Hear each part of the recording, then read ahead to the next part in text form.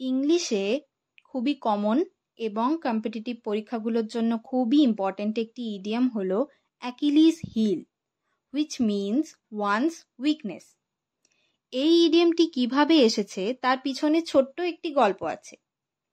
Achilles is a Greek hero. হোমারের Troy যুদ্ধের পটভূমিকাতে রচিত ইলিয়াড মহাকাব্যের কেন্দ্রীয় চরিত্র হল Achilles, who was a great warrior.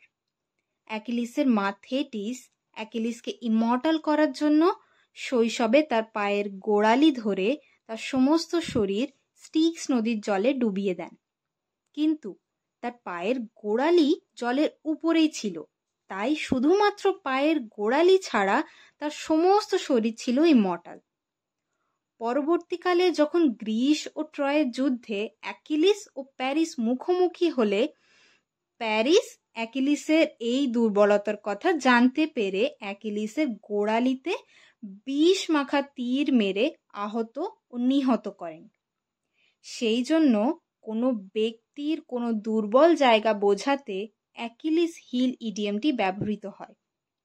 An Achilles heel is a weakness despite overall strength which can lead to downfall.